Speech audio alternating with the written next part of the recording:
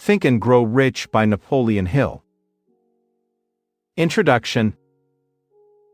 A great number of us wish for wealth and financial independence, but wishing alone isn't going to help us achieve our goals. If we want to get rich and realize our dreams, we need to recognize a burning desire within us. For instance, even after more than 10,000 failed experiments, Thomas Edison could not be shaken from his goal of inventing an electric light source. He was plain and simple driven by the desire to make his dream come true. And, after years of hard work, he did just that when he invented the light bulb. Writer Fannie Hurst had a similar experience. She had to suffer over 36 rejections before a single one of her short stories was published in a newspaper. From then on, her career as a successful novelist and playwright took off. Her burning desire had proven stronger than the frustration she felt about being rejected, and she ultimately met with success. So it's essential for those of us who want to be successful to examine our own personal attitude towards setting our goals and dreams. How do we feel about our goals and dreams? Are they only castles in the sky? Or is our burning desire strong enough to make them come true one day? Chapter 1. Every success story begins with people who know what they want to achieve. So before you begin chasing after any old dream, you should start by defining your own personal goal as precisely as you can. For example, if you want to get rich, you should decide precisely how much money you want to make. Additionally, you must have a clear understanding of when you want to achieve your goal and what you're prepared to invest to accomplish it. Because setting a specific goal is pointless if it's floating in some indeterminate future where you'll only ever be able to pursue it half-heartedly. It's also important to come up with a plan that outlines every step you'll need to take until the realization of your goal. And once you have a plan, get cracking. Don't waste another minute. The following method comes in handy if you want to make sure that your desire for success is anchored deeply enough in your own thoughts and actions. First, write down your goal and your detailed plan for achieving it. Then read it aloud twice every day, once in the morning after you get up and once every night before going to bed. Follow these recommendations, and it'll make it a lot easier for you to get rich or make any other dream come true. Chapter 2. Having an unwavering faith in yourself is a way of making sure that you can and will achieve your goals. You can only achieve success if it's based on self-confidence and an unwavering faith in yourself. No wealth has ever been acquired, no faraway continents ever discovered, nothing ever invented without this faith as its basis. One paradigmatic example of the power of faith was Mahatma Gandhi.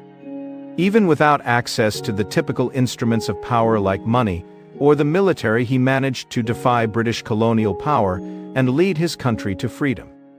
The only backing he had was his unbending belief that he could exercise an influence so great upon his fellow countrymen that they would stand up for their common goals. Our own faith in ourselves has an enormous influence on our self-image and way of life.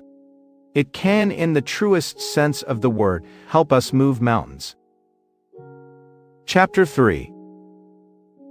Unwavering faith in yourself is not necessarily something you're born with or that falls from the sky. Anybody can develop it, bit by bit, through autosuggestion. Autosuggestion describes a way of influencing yourself by thinking very specific and purposeful thoughts or ideas. You can use it to convey certain commands or positive goals to your own subconsciousness, and in doing so, to increase your own belief in yourself.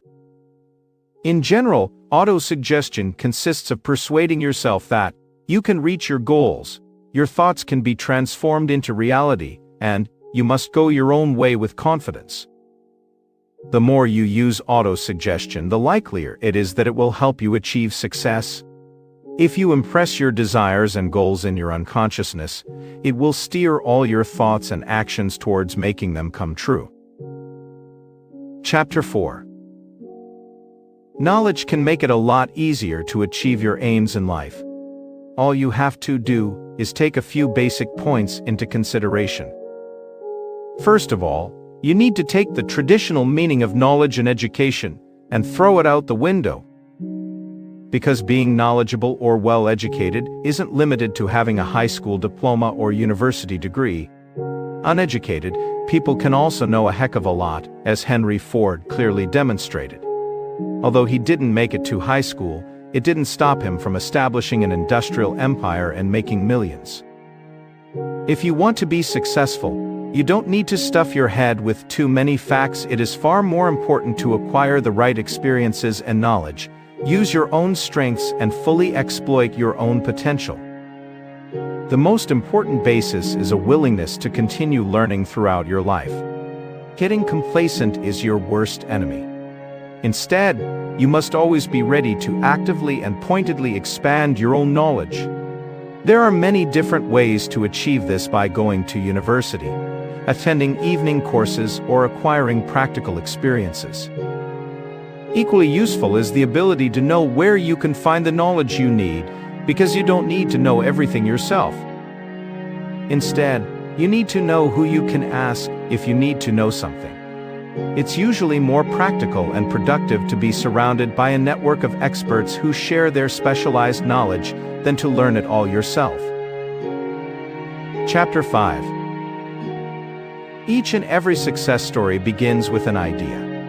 And behind each and every idea is the imagination. It is, essentially, the creative workshop of our minds that transforms our dreams into ideas and our ideas into reality.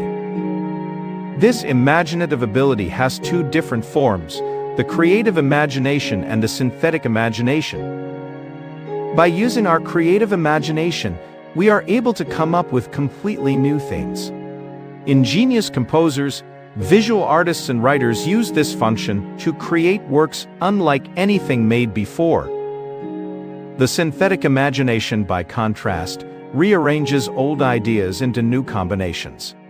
The developers at Sony, for example, were using that faculty when they decided to further develop the playback device or dictaphone used by journalists, turning it into a portable music player everybody could use, and so the Walkman was born. Creative and synthetic imagination can play off one another in a productive way. Take the story of Asa Candler, who formed the global brand Coca-Cola out of a headache medication about 140 years ago.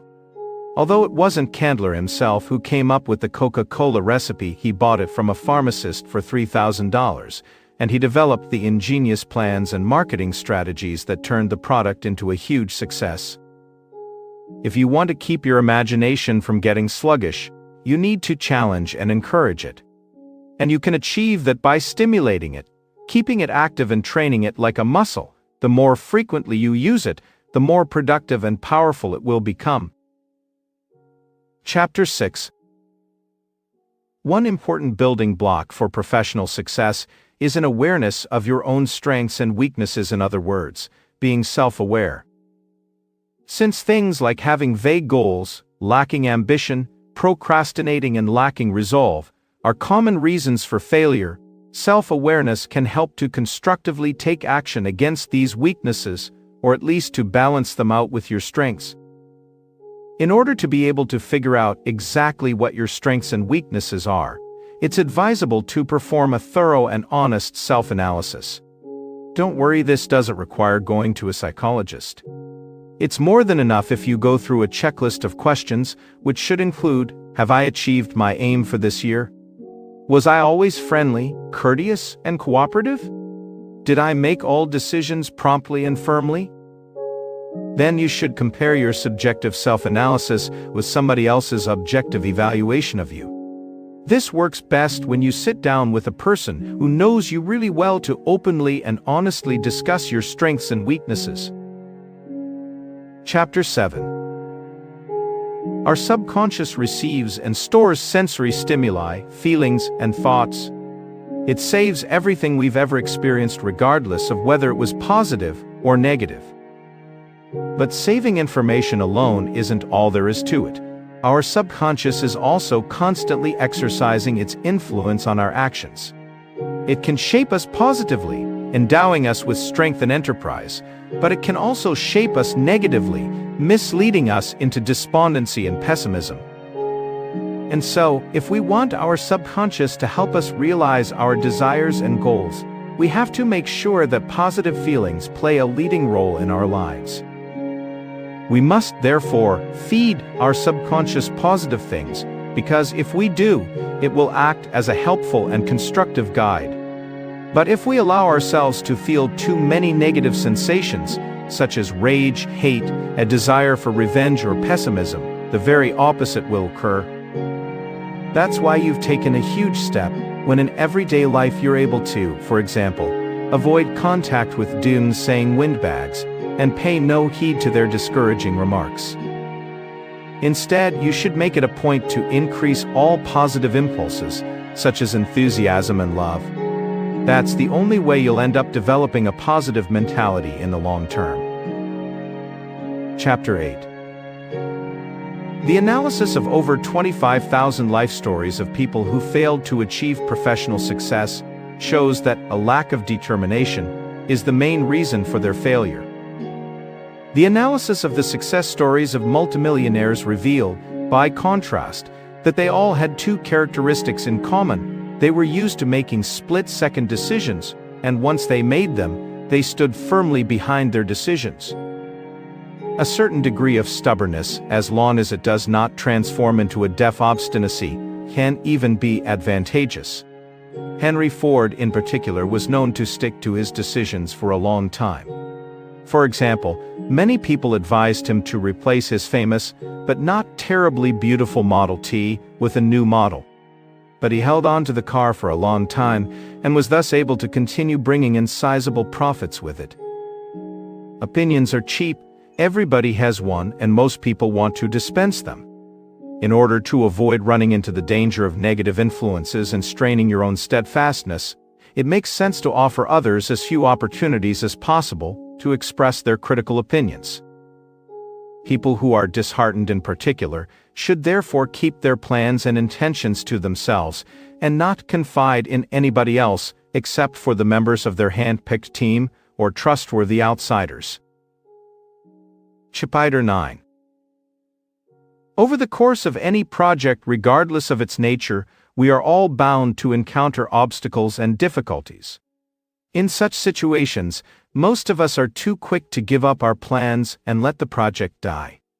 But there are a few people who, despite all the obstacles, stick to their original plans and give their dreams space to blossom into reality.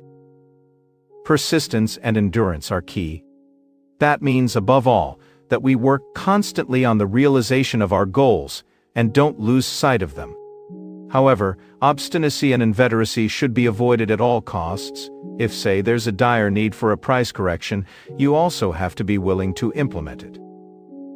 If you want persistence and endurance to take root in your habits, here are 4 simple yet crucial rules.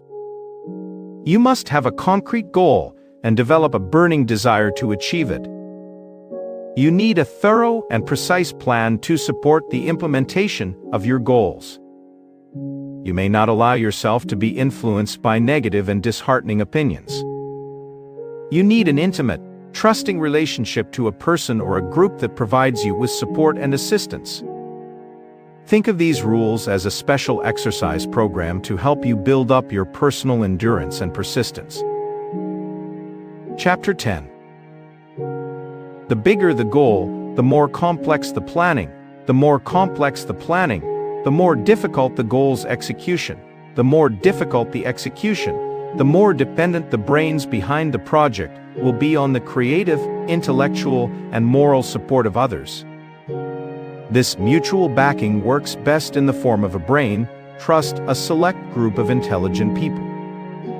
A brain trust is a union of like-minded people, which, contrary to a network, which is a more casual cooperation between partners, focuses on defining a common goal, developing competencies, and having a system of checks and balances. The most important principle of a brain trust is its synergistic effect. If 2 or more people who work well with one another combine their skills, talents, specialist knowledge, experiences, relationships, and all other resources, and use them to accomplish the same shared goal, the results will be more than just a sum of its parts. It's a surplus with which you can achieve things you could have never achieved alone. Summary.